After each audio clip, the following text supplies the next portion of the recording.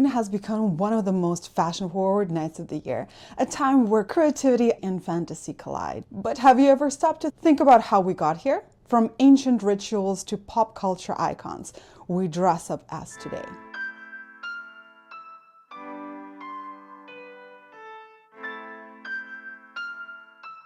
Hello and welcome to Design or Design.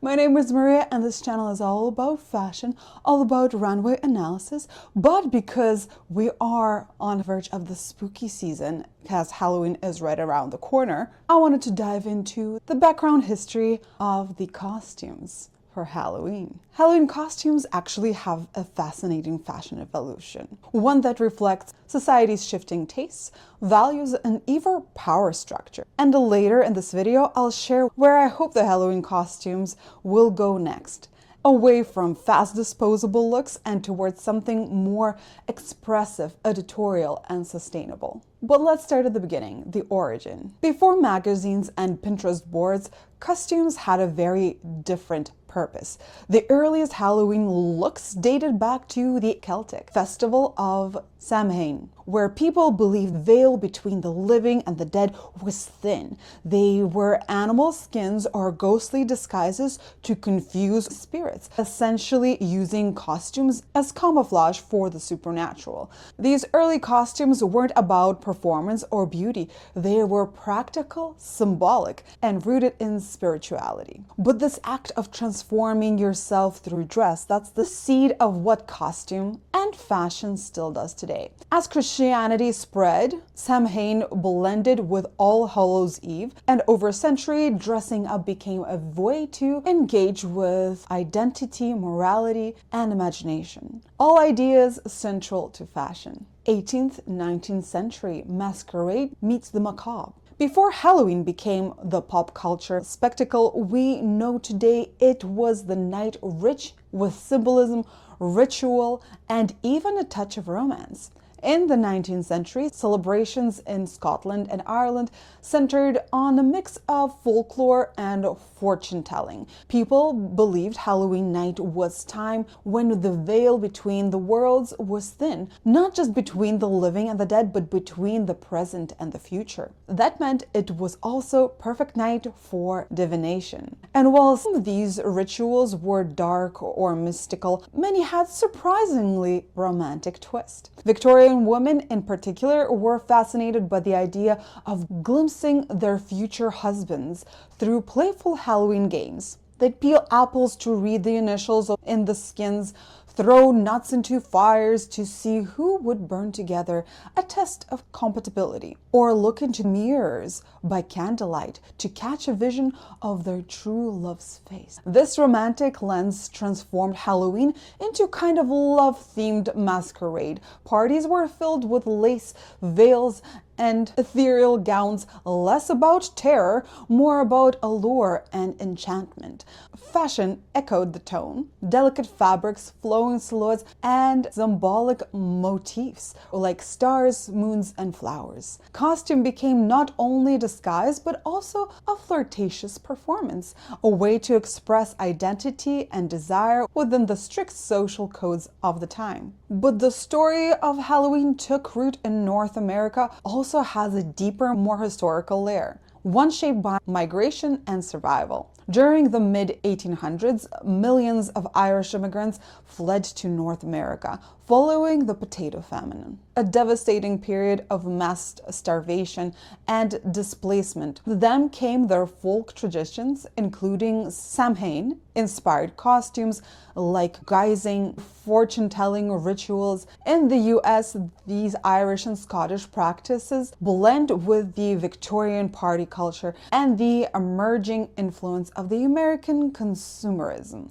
The result was a version of Halloween that less rural, more social, and influenced with the imagination. The tone shifted from honoring spirits to celebrating community. Interestingly, much of the critical crossover was inspired by a single piece of literature, the Robert Burns poem Halloween from 1786. This poem discussed the rural Scottish festivities, bonfires, costumes, games of luck and love, and served as a sort of a manual for throwing your own Halloween party. American Victorians loved it. Following its guidance, they began hosting romantic Halloween soirees filled with candlelight, soft music, and costumes that blended mystery and elegance.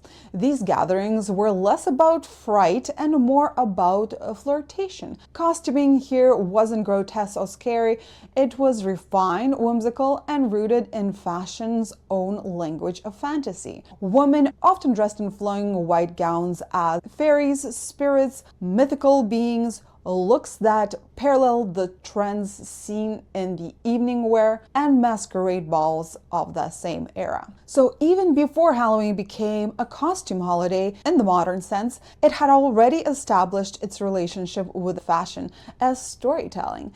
Every outfit where the ghostly or romantic heroine was a way to embody imagination, mystery, and self-expression. And that's something that has never left Halloween since. Moving on to early 20th century, DIY design and birth of commercial costumes. The early 1900s brought mass production, and with it the commercialization of costume. Before ready-to-make outfits existed, people crafted their own looks using paper, fabric scraps, and even crepe paper, popularized through the Denison Bogey books, essentially the first DIY costume guides. These early celebrations were defined by creativity and improvisation, where imagination mattered more than perfection. In many ways, these handmade creations represented early forms of upcycling, resourceful, personal, and expressive, shaped by what people had available rather than what they could buy. However, as manufacturing advanced, the tone of Halloween costumes began to shift. Companies like Ben Cooper Inc., Collegeville, and Halco recognized the commercial potential of the holiday, particularly as children became focus of Halloween celebrations. They began licensing characters like Mickey Mouse, Superman, and Snow White, merging pop culture with Halloween for the first time. Suddenly, dressing up wasn't about fantasy or folklore, it was about branding, mass appeal, and consumer identity. Costumes became a reflection of media culture, a way for children to step into the roles of their favorite characters from films, comics, and radio. But alongside these commercial innovations came a darker reality. The early 20th century also saw prejudice and monetization of racially inappropriate costumes, including blackface, yellowface, and redface. These costumes caricatured marginalized groups, perpetuating racist stereotypes that were deeply embedded in the early entertainment and media, which influenced vaudeville and early cinema-inspired costumes that mocked African American features and culture. Similarly, Indian costumes reduced indigenous identities to feathered headdresses and war paint, erasing their real traditions and histories. Oriental or geisha costumes exoticized Asian cultures through stylized, inaccurate imagery that reflected Western fascination rather than cultural understanding. These costumes were sold openly by the same companies mass-producing cartoons and superhero outfits, a reflection of the systematic racism normalized in popular culture at the time. They were marketed as playful or exotic rather than harmful, revealing how costuming mirrored the power structures and prejudices of society. Halloween, once a space for fantasy, became an unexamined area where cultural stereotypes were worn for entertainment. The commercialization of the costume in the 1900s thus carried a dual legacy. On one hand, it democratized dressing up,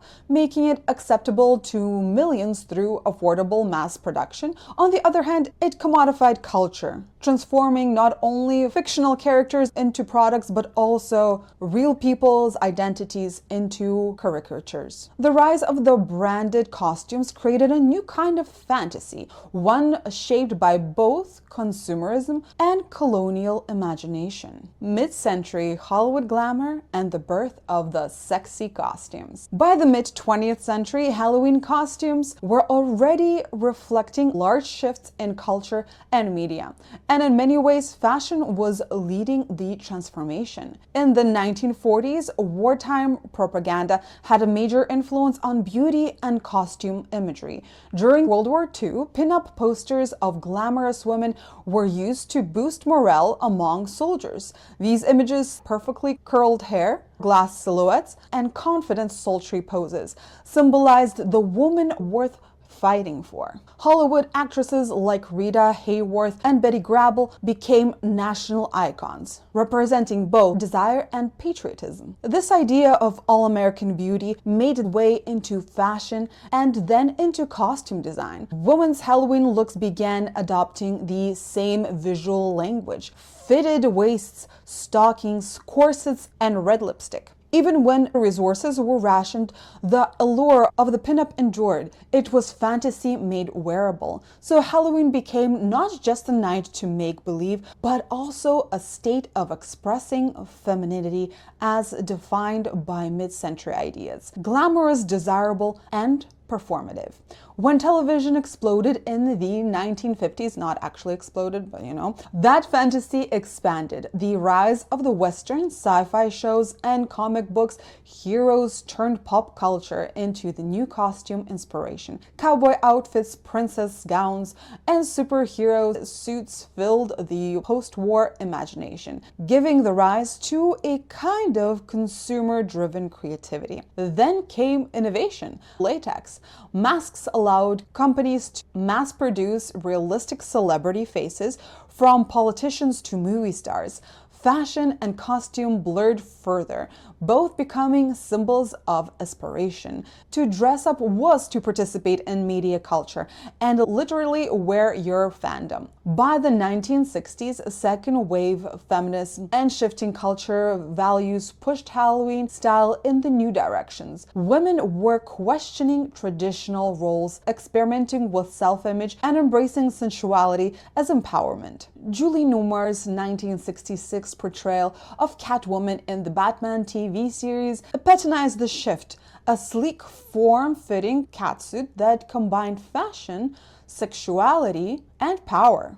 It redefined what a sexy costume could be, not just decorative but dominant. 1970s to 1990s, liberation camp and commercialization. The 1970s marked a radical shift. Halloween became a night of freedom and defiance, especially within the LGBTQ+ community, where drag, gender play, and creative styling thrived, despite ongoing social repression. For many queer individuals, it was one of the few nights a year they could safely perform their identities in public, using fashion as both armor and art.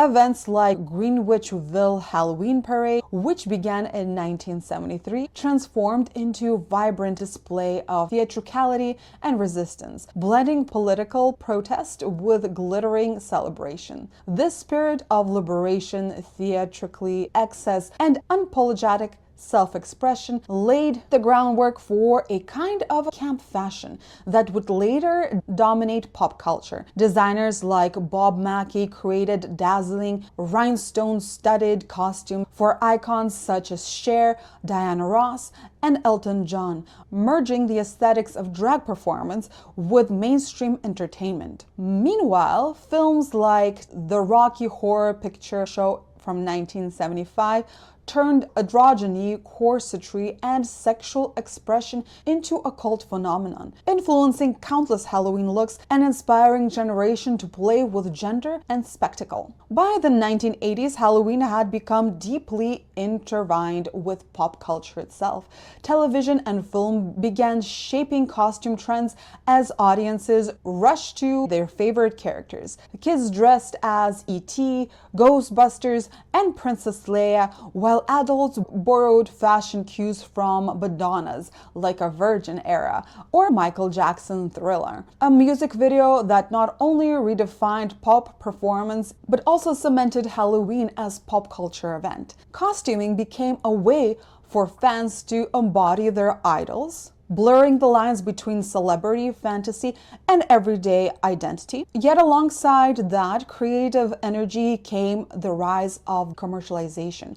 By the late 1980s and into the 1990s, large-scale retailers like Spirit Halloween and Halloween Express capitalized on this cultural boom, mass-producing costumes based on blockbuster films, TV shows, and iconic book heroes.